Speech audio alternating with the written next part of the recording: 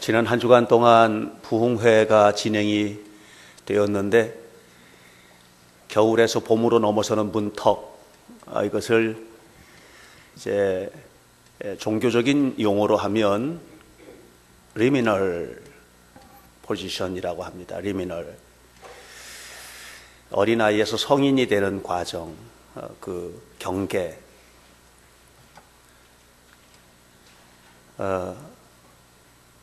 겨울이 지나고 봄이 되면 새싹이 두꺼운 땅거죽을 뚫고 올라오는 것처럼 그 아주 매우 특별한 시간에 부흥회를 했고,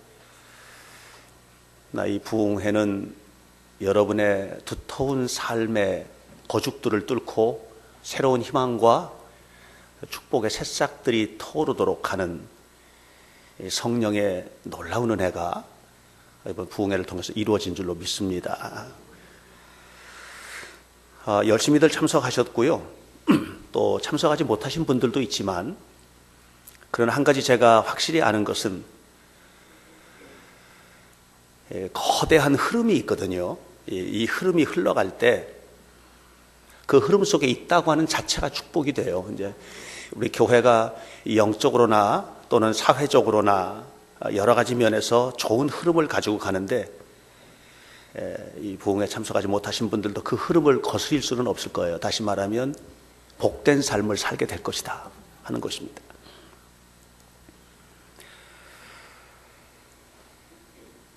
언젠가 책을 읽다가 여러분 잘 아시는 한비아 씨 알죠? 한비아 여행가였는데 여행을 다니면서 새로운 눈들을 막 떴어요.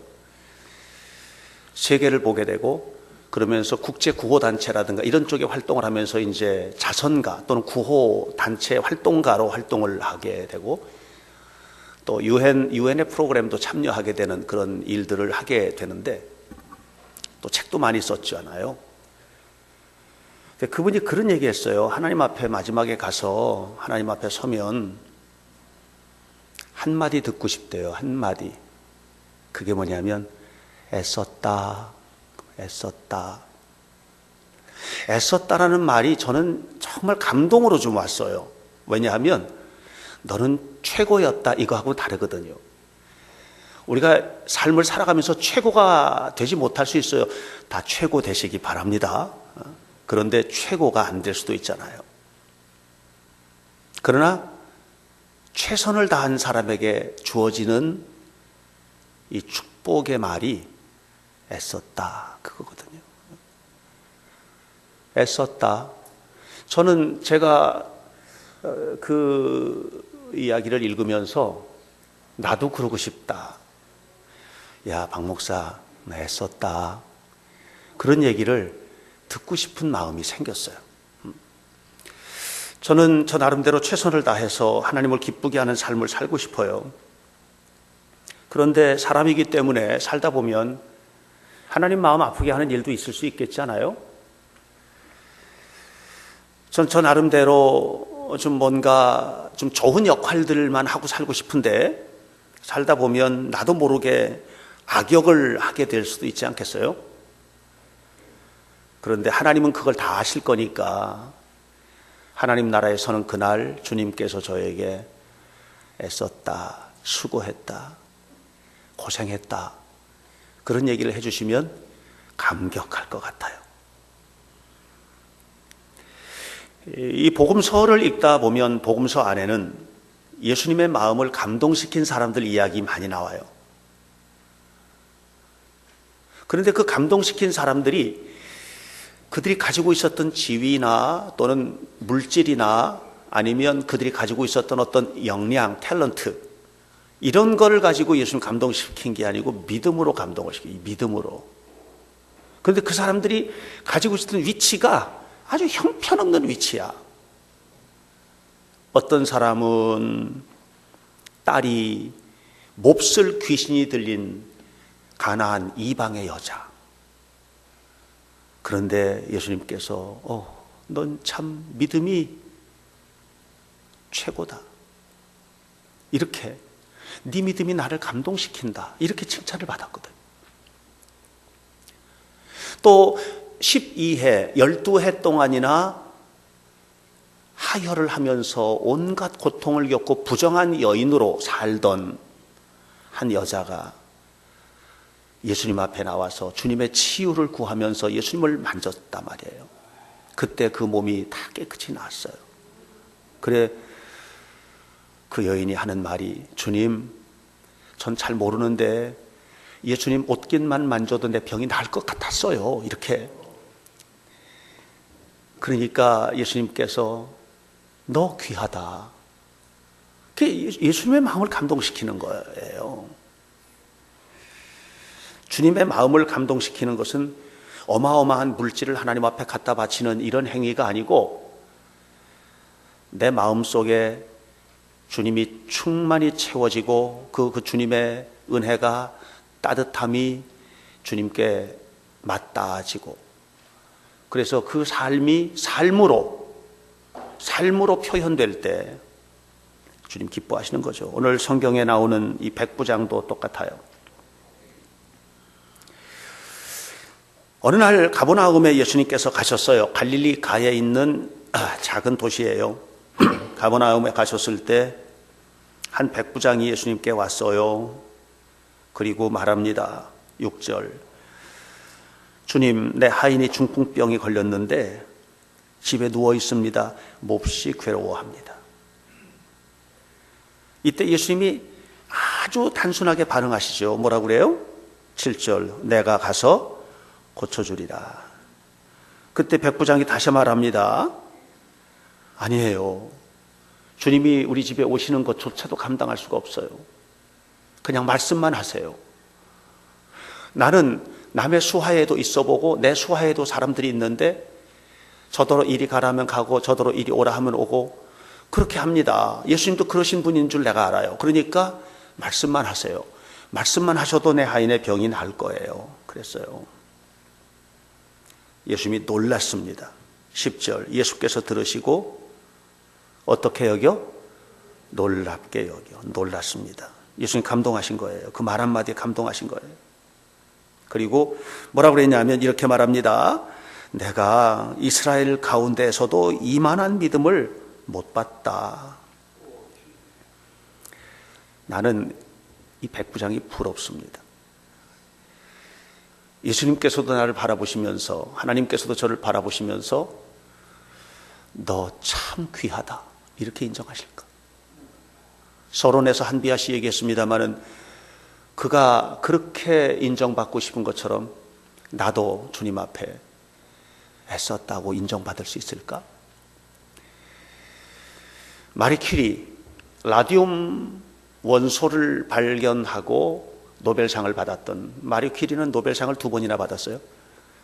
그가 평생 고생을 하고 마지막 죽는 순간에 뭐라고 그랬냐면 하나님께서 이제야 나에게 안식을 주셔서 감사합니다 그랬거든요. 평생 고생하면서 연구하고 그렇게 하다가 이제 하나님이 나에게 안식을 주셔서 감사합니다. 그리고 숨을 거두었거든요. 나도 그럴 수 있을까? 백부장처럼 이렇게 인정받는 믿음의 삶을 살 수 있을까? 도대체 백부장은 어떤 믿음의 사람이었기에 이렇게 대단하게 주님으로부터 칭찬받을 수 있었을까? 저는 우리 교회 성도들이 백부장과 같은 믿음으로 하나님 앞에 살게 되기를 바라면서 이 봄의 문턱을 넘어서는 여러분들, 앞으로 이제 생동감 넘치는 봄의 계절에 우리도 생동감 넘치는 믿음으로 하나님 앞에 살도록 격려하면서 이런 말씀을 드리고 싶습니다. 백부장은 공감의 능력이 뛰어난 사람이에요. 공감이라고 하는 것은 감정이입과는 좀 다릅니다. 감정이입은 뭐냐면, 감정이입은 잠깐 상대방의 감정이 내게 이입되고 내 감정이 서로 이렇게 이입이 되어서 잠깐 슬프거나 슬퍼하고 눈물을 흘리고 어쩌면 좋아 이렇게 말하는 게 감정이입이에요. 예를 들면 드라마를 보면서 눈물 흘리는 건 감정이입된 거예요. 초상집에 갔을 때 같이 눈물을 흘리는 거는 감정이입된 거예요. 초상집에 가서 눈물 흘리고 바로 친구들하고 가서 그렇게 하고 바로 밖에 나와서 커피집 가가지고 막 웃고 놀아요. 이 감정이입은 잠깐 감정적으로 통하는 상태가 된 거예요. 그래, 공감은 달라요.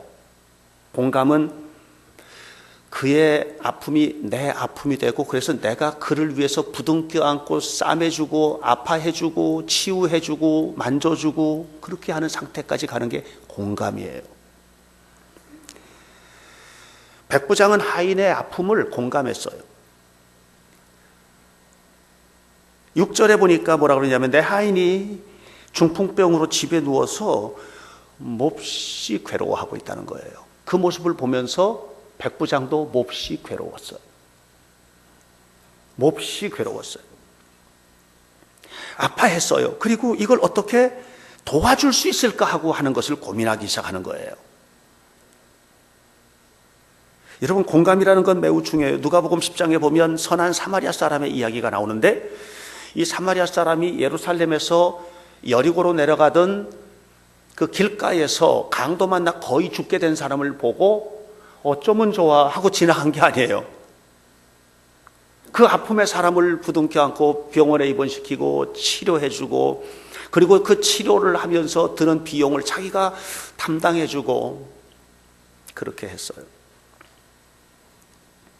감정이입은 쉬워요. 공감은 쉽지가 않아요. 감정이입은 누구나 다 할 수 있어요. 그러나 공감은 누구나 다 할 수 있는 일이 아니에요. 이것은 믿음의 사람이 할 수 있는 일이에요. 진짜 믿음의 사람, 진짜 믿음의 사람. 중풍병이 걸린 종은 백부장의 입장에서 볼 때는 거추장스러운 사람이죠. 일해야 되는 사람이 아파 누워 있으니까 얼마나 거추장스러워요. 그러니까 이런 이 거추장스러움을 어떻게 처리할 수 있느냐 하면 그냥 내버려 둘 수도 있고요. 아니면 헐값에 팔아버릴 수도 있고요. 또 죽인다 하더라도 죄가 아니에요. 왜냐하면 재산 목록에 불과하기 때문에 종은. 우리나라 조선시대에도 종들은 재산 목록이었어요. 소 한 마리 값보다도 더 아래였어요. 소 한 마리 30냥인데 노예 한 사람은 28냥에 팔렸어요. 그러니까 재산 목록 가운데 하나인 거예요. 그런데 이 백부장은 그렇게 생각을 안 했어요. 백부장은 종의 고통을 몰라라 하지 않고 그 고통을 덜어주기 위해서 공감했고, 그 아픔을 공감한 백부장은 그것을 치유시켜주기 위해서 노력을 한 거예요.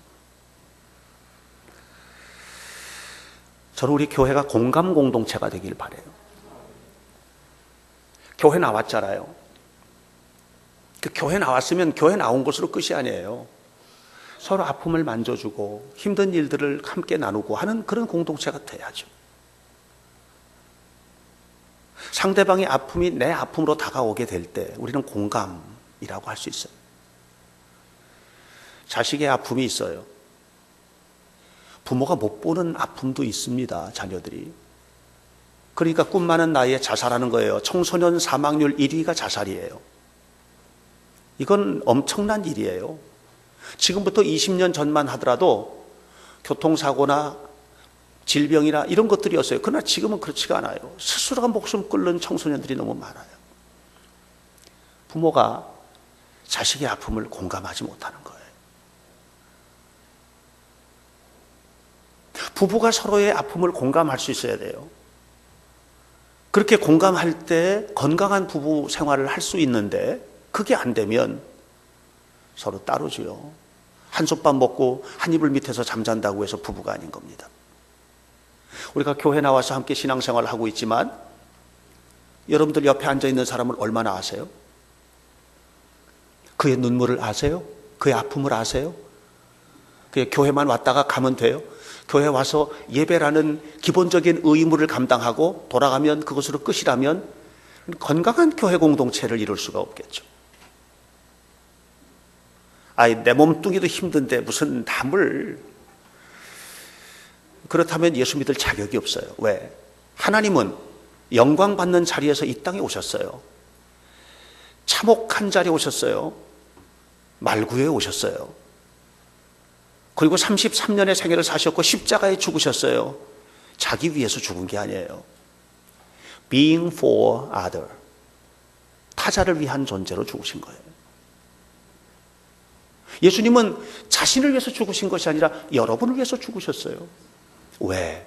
여러분들의 죄, 사망, 절망, 아픔을 공감하셨기 때문에. 그래서 내가 죽어서 너를 살리고, 내가 채찍에 맞아서 너를 살리고, 내가 아픔으로 너를 살리고, 이것이 이사야서 53장에 나오는 메시아가 이 땅에 오신 이유이고 십자가에 죽으신 까닭인 겁니다. 여러분, 서로 공감해야 돼요. 공감하지 않으면 폭력자가 돼요. 내 생각대로 끌고 가요. 자식도 내 생각대로 끌고 가고, 부부 사이에서도 남편이 내 생각대로 끌고 가고, 요즘은 아내들이 세서 아내들이 막 끌고 가요. 공감되지 않는 사회는 폭력이 있어요. 건강한 공감의 능력을 가지고 살아가야만 해요. 부흥회를 통해서 우리가 은혜를 받았다면, 또 예배를 통해서 은혜를 받는다면, 다른 이의 아픔을 더 많이 이해하고 다가서는 그런 삶을 사셔야만 할 줄로 믿습니다. 공감은 공감에서 끝나지 않고 공명되어야 해요.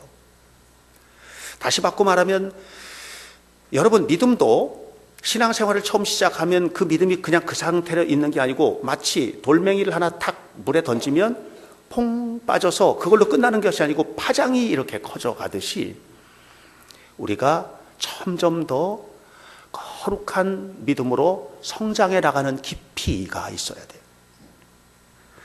이번 부흥회를 하면서 서기론 목사가 도전했던 것 중에 하나가 뭐냐면 good to great, 좋은 것에서 위대한 것으로 라는 그런 도전을 줬잖아요. 그러면서 현대교회 좋은 교회인 걸 아는데, 이 시대에 위대한 교회로 발돋움하는 것은 좋은 것과는 다르다. 저는 공감합니다. good to great, 좋은 것에서 위대한 것으로. 오늘 여러분 한 사람 한 사람이 좋은 신앙의 사람이라면 이제는 거기서 더 위대한 신앙으로 공명되어 나가요. 공명되어 나가. 좀 더 크게 이렇게 확대되어 나가는. 동굴에서 야호 하면 그걸로 끝나는 게 아니라 공명이 되잖아요. 막 커지잖아요. 우리 교회도 적당한 공명이 있거든요.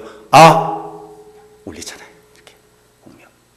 이 소리가 이 소리로 끝나는 것이 아니고 공명되는 소리로 퍼져나가는 거죠.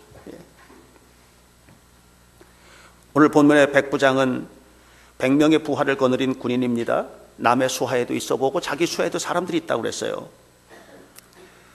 백부장이에요. 그런데 그가 예수님의 이야기를 들었어요. 그걸로 끝나지 않고 이 믿음을 키웠어요. 얼마나 키웠느냐 하면, 이 마음속에서 예수님의 생각이 끊임없이 공명된 거예요. 그러면서 이게 커졌어요. 얼마나? 예수님은 능치 못하시니 없는 분이라고 하는 데까지 커진 거예요. 그래서 백부장의 하인이 병들어서 죽게 되었을 때 그 하인을 데리고 오는 것이 아니라 백부장에게 와서, 백부장이 예수님께 와서, 백부장이 예수님 앞에 머리 숙이고, 이 로마의 귀족 아닙니까? 그런데 이 젊은 청년 예수의 발 앞에 무릎을 꿇고 구한 거예요. 주님께서라면 내 하인을 고쳐주실 줄 믿습니다 하고, 나는 주님을 내 집에 모셔드리는 것을 감당할 수가 없습니다. 그냥 말씀만 하셔도 됩니다. 말씀, 얼마나 위대한 믿음으로 커진 거예요. 작게 시작된 그의 믿음이 끊임없는 공명의 과정을 통해서 커진 거예요. 커진 거예요. 그때 예수님이 예수님에 대한 신뢰, 이 절대 신뢰, 이 절대 신뢰에 대한 응답을 주셨어요. 뭐라고? 네가 믿은 대로 될지어다. 이렇게. 네가 믿은 대로 될지어다. 이렇게. 13절 예수께서 백부장에게 이르시되 가라. 네가 믿은 대로 될지어다. 성경은 이렇게 말합니다. 그 즉시 하인이 나으니라. 하나님의 놀라운 역사는 믿음의 결과인데, 이 믿음의 결과, 결국 믿음의 출처가 뭐냐? 하나님께서 우리에게 주신 믿음이지만 그것이 이 위대한 믿음으로 발돋움하는 것은 여러분들에게 주어진 책임감들이에요. 여러분들이 만들어 가야 돼요. 그냥 있어서 주어지는 것이 아니에요. 여러분, 우리가 그냥 있어서 주어지는 것은 주님께서 이미 죽어주셨고 주님께서 우리를 천국으로 이끌어 가셔요. 우리가 예수님을 믿고 믿음으로 살아갈 때. 그러나 여러분, 역사하는 믿음은 여러분들이 하나님과 사이에서 끊임없이 복종하고 순종하고 섬기고 씨름하면서 만들어가야 할 축복이에요. 그래서 저는 책임감을 여러분들에게 요청해요. 교회 안에서 책임감 요청합니다. 여러분 가정을 이뤘습니까? 그 가정 안에서의 책임감을 여러분 요청합니다. 책임지세요. 저는 목사로 부름을 받은 사람이기 때문에 현대교회 목사로서의 책임감을 어떻게 감당할 것인가라고 하는 것에 대해서 늘 생각을 할 수밖에 없어요. 여러분들은 교회의 일원으로서 어떤 책임감을 감당할 것인가? 그리고 내가 가지고 있는 이 작은 믿음을 예배를 통해서, 삶을 통해서, 헌신을 통해서 끊임없이 공명시키면서 어떻게 더 크고 위대한 믿음으로 발돋움해서 오늘 백부장이 주님 앞에 받았던 축복처럼 네 믿은 대로 되어라, 그 시로 해결되니라, 이런 축복의 존재가 될 것인가? 사랑하는 성도 여러분, 여러분의 삶 속에 좋은 영향력들이 아름답게 세워지게 되시기를 간절히 바랍니다. 있는 그곳에서 그렇게 하셔야 돼요. 그렇게 되고 난 우리가 최종적으로 하나님께서 우리를 불러주시고 우리의 믿음을 키워주신 까닭이 뭐냐 하면 공헌하라고. 공감으로부터 시작됐던 이 백부장의 출발이 믿음의 공명을 거쳐서 그가 공헌했어요. 어떻게 공헌했냐? 하인의 질병을 낫게 하는 일에 공헌했어요. 이 백부장의 공헌이 아니었더라면 하인은 그냥 그대로 살다 죽었어요. 고통 속에 살다 죽었어요. 몹시 괴로워하다 죽었어요. 그런데 이 백부장의 공헌은 이 하인을 세웠어요. 공헌해야 돼요. 제가 성도 여러분에게 요청합니다. 공헌하십시오. 이 교회가 성장하는 일에 공헌하셔야 돼요. 공헌하셔야 돼요. 여러분 직장 다니시잖아요. 직장에 최선을 다하는 게 공헌하는 거예요. 돈벌이, 그것은 그리스도인들에게는 두 번째예요. 그리스도인들에게서 첫 번째 부르심, 소명은 뭐냐면 그 현장에서 공헌하라는 거예요. 최고의 양질의 제품을 만들고 그리고 건강한 직장 공동체를 만들어가는 일에 헌신하면 공헌하는 거예요.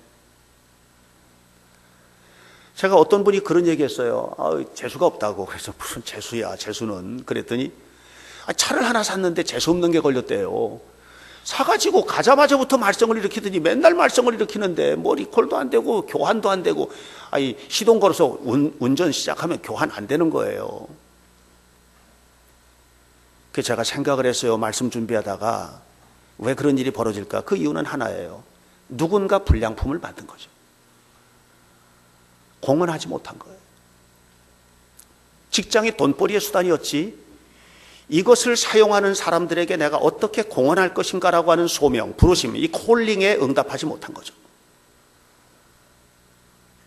여러분들이 무슨 일을 하든지 그 자리는 공헌의 자리예요. 제가 우리 교회 김미영 권사님이 이제 최근에 이 분식점을 냈는데 제가 그랬어요. 이것 가지고 돈벌이 하지 마시고 공헌하시라고.